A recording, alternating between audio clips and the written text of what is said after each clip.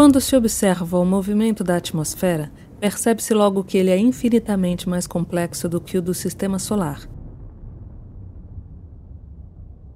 A atmosfera é um fluido que possui em cada ponto da Terra e em cada altitude uma velocidade, uma densidade, uma pressão, uma temperatura, etc. Tudo isso variando ao longo do tempo. É com certeza inimaginável conhecer todos estes valores em número infinito. É mais ou menos como se estivéssemos em um espaço de dimensão infinita. Para compreender qualquer coisa é preciso fazer aproximações. Em 1963, Edouard Lorenz simplificou e simplificou mais ainda o problema. Ele simplificou tanto que não há nenhuma garantia que sua equação tenha algo a ver com a realidade. Seu modelo atmosférico se reduziu a apenas 3 números, x, y, z, e a evolução da atmosfera a uma pequena equação. Cada ponto x, y, z do espaço simboliza um estado da atmosfera, e a evolução consiste em seguir um campo de vetores.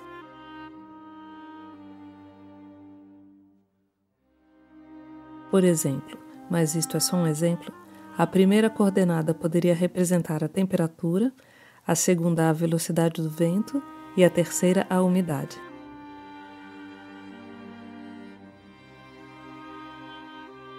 Aqui faz frio, o vento sopra e chove.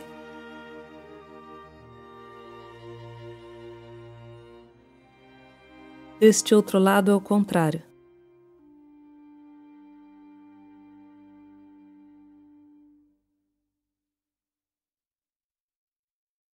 Quando seguimos uma trajetória do campo, acompanhamos a evolução do clima.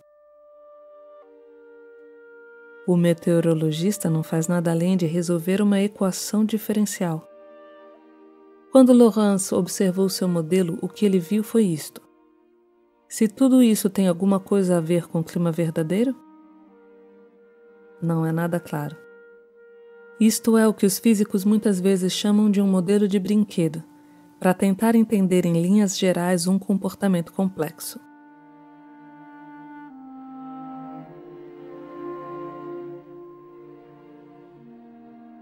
Na verdade, este é o tipo de gráfico que Lorenz observou, pois os computadores de que dispunha em 1963 eram bem primitivos.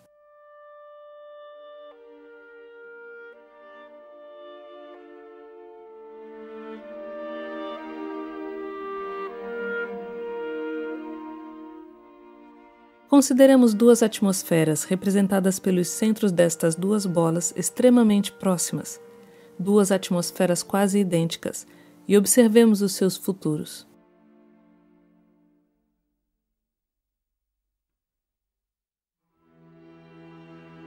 Inicialmente, as duas evoluções parecem idênticas.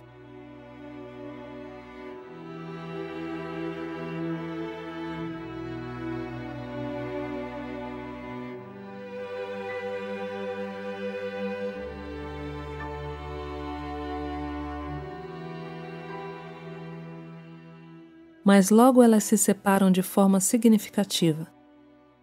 As duas atmosferas se tornam completamente diferentes. Isto é o caos, a dependência sensível em relação às condições iniciais. Em 1972, Lorenz devia apresentar seus trabalhos num colóquio importante, mas ele demorou a enviar o título de sua conferência. Então, o organizador, pressionado para enviar o programa aos participantes, escolheu ele mesmo o título. Previsibilidade. Pode o bater das asas de uma borboleta no Brasil causar um tornado no Texas? O efeito borboleta acabava de nascer. Infelizmente, é muito raro que um conceito matemático possa chegar ao público em geral. Que bela imagem poética esta de uma borboletinha tão frágil influenciando o mundo. A ideia teve um grande sucesso e se modificou pouco a pouco. Trata-se sempre de uma borboleta, mas por vezes ela está na África ou talvez na China e é responsável por catástrofes em Nova York ou em Chicago. Interessante. O cinema, a literatura, a música se apropriaram da ideia. Há inúmeros filmes que se baseiam neste princípio. Muita emoção no filme Babel, de Alejandro González Iñárritu, lançado em 2006. Um tiro disparado em Marrocos, um incidente sem importância, mas que vai mudar a vida de um casal americano, de uma babá mexicana, de uma adolescente japonesa.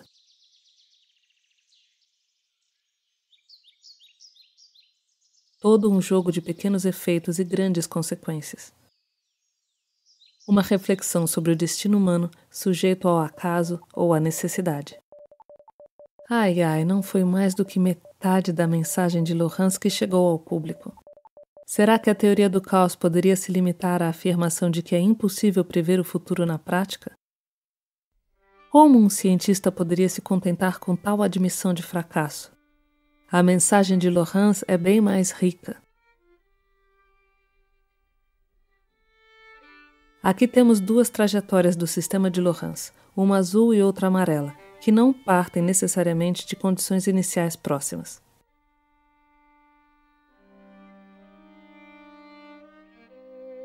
Apaguemos, digamos, os 10 primeiros segundos do movimento e observemos o que se segue.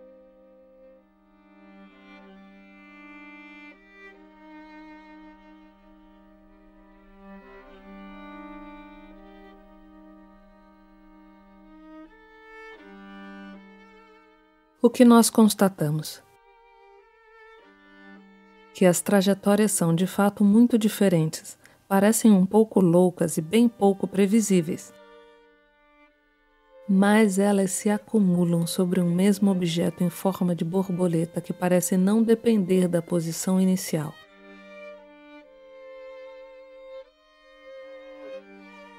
Parecem ser atraídas por essa borboleta. Por esta razão se fala do atrator de Laurence, um atrator bem estranho. Aí está um fenômeno científico positivo, que infelizmente não é tão célebre quanto o efeito borboleta. Em vez de observar apenas duas trajetórias, observemos muitas delas.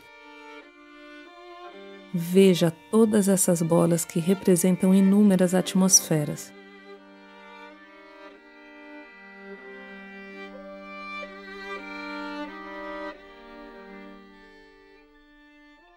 Depois de um certo tempo, todas elas se acumulam sobre a mesma borboleta.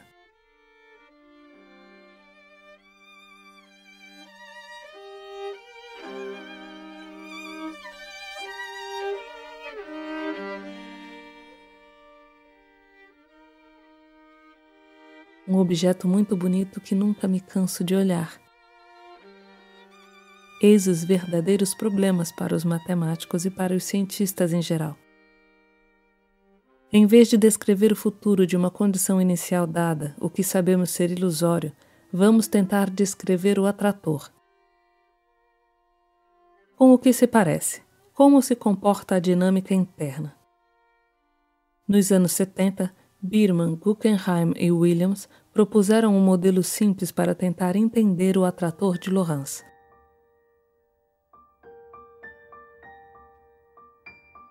Aqui temos um pedaço de papel. Vamos dobrá-lo, cortá-lo e colá-lo novamente.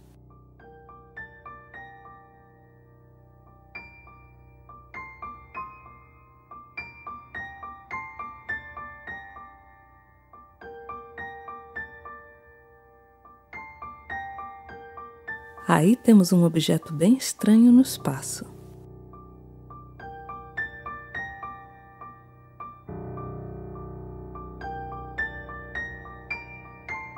Vamos nos colocar na linha de largada.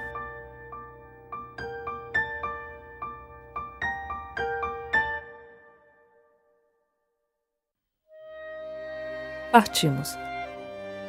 Uma volta e algum tempo depois regressamos sobre a linha de largada. Mas nos encontramos num outro ponto de onde parte um novo caminho. A posição sobre linha de largada é descrita por um número x compreendido entre 0 e 1. Em 0 estamos à esquerda, em 0,5 no meio e em 1 à direita. Partindo do ponto x, o ponto de retorno é 2x se x é menor que meio, e 2x menos 1 se x é maior que meio.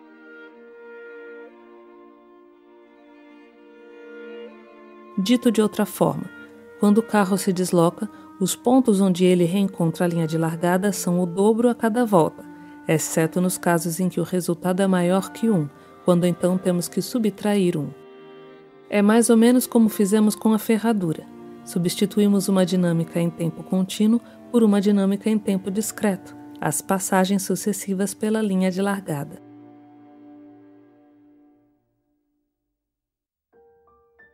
Veja, partimos de 1/3, chegamos em 2/3, depois em 4/3, mas temos que subtrair 1, então dá 1/3. Retornamos ao ponto de partida depois de 2 voltas. Temos uma trajetória periódica de período 2.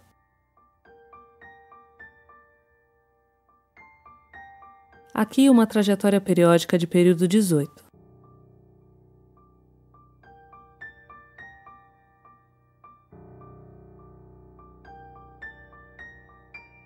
Uma trajetória periódica passa sucessivamente pelos laços esquerdo e direito, seguindo uma certa sequência. E bem, podemos mostrar que todas as sequências são possíveis. E claro, não existem apenas trajetórias periódicas. Qualquer que seja a sequência infinita de esquerda e direita, existe uma trajetória que segue este destino. Qual é a relação entre o modelo de Lorentz e este com tiras de papel?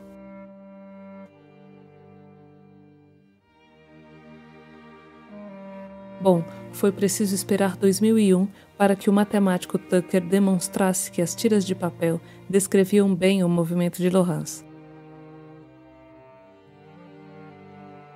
Para cada trajetória no atrator de Lorentz, podemos encontrar uma trajetória sobre as tiras de papel que se comporta exatamente da mesma maneira. A compreensão do movimento da atmosfera se traduziria por multiplicar por 2 incessantemente um número compreendido entre 0 e 1 e subtrair 1 quando o resultado fosse maior que 1? Certamente que não. Tudo isso ainda está simplificado demais, mas é uma ilustração do fenômeno. As coisas simples, os matemáticos adoram. Por que o efeito da borboleta teve tanto sucesso? Talvez porque ele restaura nossa liberdade individual. O determinismo frio legado por Newton poderia conduzir a uma espécie de fatalismo.